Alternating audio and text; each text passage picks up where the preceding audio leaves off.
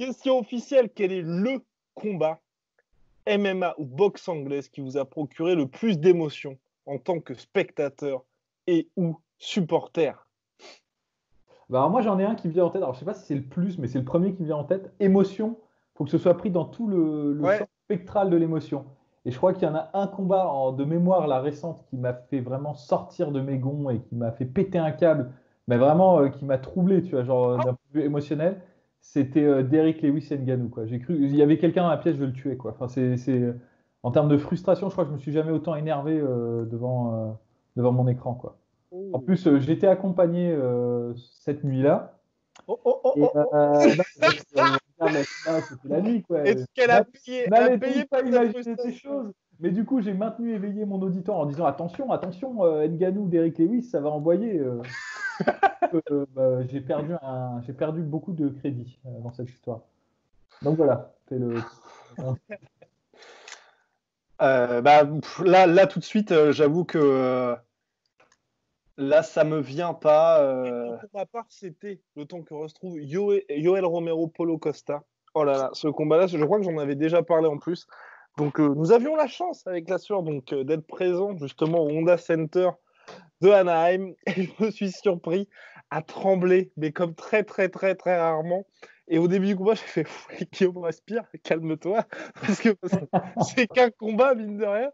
Et pour l'ensemble des trois, parce que vous le savez, j'apprécie particulièrement Yoel Romero, mais j'aime aussi Paulo Costa. Donc, c'est ce genre de combat où vous dites, faut que ça se termine, mais pas mal pour l'un des deux. Et donc, pendant toutes les 15 minutes, dès qu'il se passait quelque chose, c'était j'ai fini, j'étais en nage.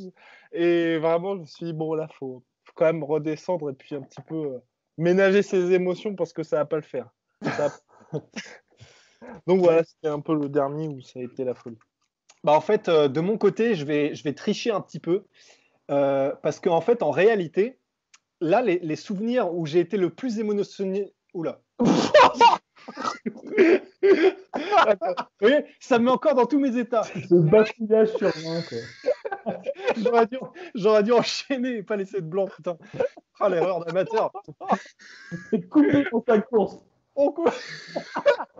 J'ai fait le rachat d'Evans, mais verbalement, là.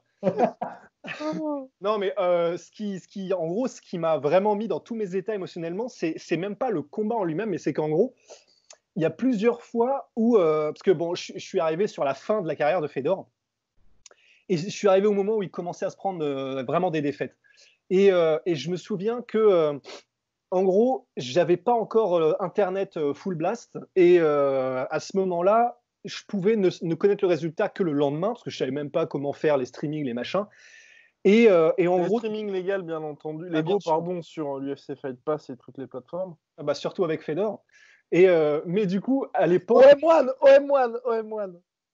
ouais, mais c'était plutôt Strikeforce à l'époque. Du coup, c'était. Non, mais on essaye de justement. Ah oui, pardon. maintenir- Oui, bah, bien sûr, évidemment. Oui. Putain, ça a mis du temps à toquer.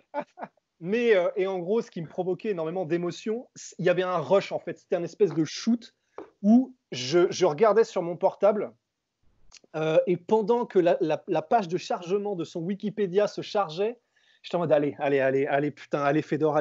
Et quand je voyais le rouge, j'étais en mode putain. Et en gros, le lendemain, du coup, je voyais le rouge en espérant le vert et j'en pouvais plus. Et en plus, du coup, je fais merde, KO, putain. Et en gros, j'avais des décharges comme ça et après, ma journée était foutue, quoi. Donc voilà, ça c'était mes souvenirs. Parce qu'après, il y a plein de combats qui ont excité à mort et on en a parlé, les Gustafsson, Jones, on a parlé de plein de combats, mais c'est vrai que voilà, je triche un peu, mais ça m'a donné beaucoup d'émotions. Nous, n'oublions pas non plus, mon cher Russ, le fameux Conor McGregor, José Aldo, que vous avez vécu dans des conditions particulières. Alors, c'est marrant parce qu'en plus, ça se rapproche un petit peu de l'anecdote de Polydomso, même, putain, étrangement d'ailleurs. J'étais accompagné aussi ce soir-là, mais pas du tout par une galante dame, c'était avec des potes, parce qu'en gros, et attention, je leur avais fait payer le pay-per-view. Et en gros, déjà, ils étaient en mode ah ouais, c'est sympa le MMA, ouais, c'est qui, c'est ouais, machin, super, Georges Saint-Pierre, c'est ça, ouais, super. Il y a Conor, bien sûr, ouais, ok, il combat ce soir, ah bah bon, bah on va voir. Et du coup, j'aurais dit non mais les gars, on partage, vous serez pas déçus, c'est Conor José Aldo, ça va être une explosion de saveurs, tout ça. Et je sais plus quel combat il y avait avant. Je sais qu'il y avait un combat en middleweight. Rockhold Weidman. Rockhold Weidman, qui était un bon combat, mais comment dire, ils n'étaient pas hyper chauds, impressionnés, parce que c'était un bon combat, mais disons, c'était un combat où il y avait de la fatigue de la part de Rockhold, et puis il a fait une erreur. C'était pas ultra high, fast-paced en fait. Et ils étaient déjà tous à moitié morts, parce que évidemment, en plus, c'était à 4 heures du mat'. Même peut-être un peu plus, et vraiment ils commençaient à avoir la flemme, c'est-à-dire que ils n'étaient pas dedans à fond, ils avaient envie de dormir et machin. Et là du coup je les réveille, ceux qui étaient là, ceux qui étaient déjà en train de baver sur le canapé, ah putain c'est bon, c'est Conor, on y va, etc. Et donc il arrive, il y a le truc, il y a tout les entrées, les machins, et Bruce Buffer qui commence à mettre l'ambiance, et ça commence, ça se finit. Et là, ils ont même pas eu le temps de se chauffer. En fait, ils sont en mode, alors, c'est ça, le fameux McGregor, du coup. D'accord. Donc là, c'est fini, là. D'accord. Et en gros, déjà, comment dire, au-delà du fait qu'on avait partagé le pay-per-view, je pense que vraiment, à partir de ce moment-là, ils n'ont apporté aucune crédibilité à ce que je leur racontais à propos du sport. Et McGregor, maintenant, ça les excite pas plus que ça, en fait. Ça a tenu à cette anecdote-là, cette expérience. Donc, c'était plutôt vraiment ce qu'on appelle un Pourtant, c'est l'acmé de sa carrière à Conor McGregor. Hein, je trouve. Bah ouais, mais bon, c'est vrai que pour quelqu'un qui n'était pas dedans et qui ne se rendait pas compte que 13 secondes, c'est fou. Même moi, j'étais dégoûté en vrai, hein, parce que j'étais en mode putain, mais on l'attend depuis je sais pas combien de mois et on n'a rien eu. C'est énorme parce que c'est légendaire, mais on n'a rien eu, quoi. Et donc, c'était assez terrible, en fait, comme image.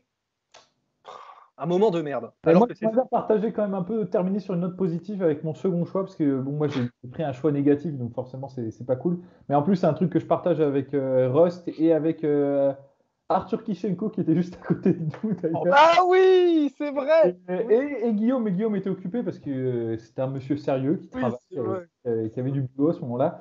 Et c'est la fameuse victoire par KO de Doumbé d'ailleurs contre Nabiev. Et nous, on était dans les gradins et l'ambiance était folle, quoi. Il y avait un truc, il y avait une vraie joie, quoi. Il y avait une vraie présence. Pourtant, on n'était pas du bon côté, on était du côté des fans. Le hasard des places nous avait mis du côté des fans de Nabiev, mais il y avait une émotion, quoi. S'il y a eu un tremblement et tout, c'était. Ouais.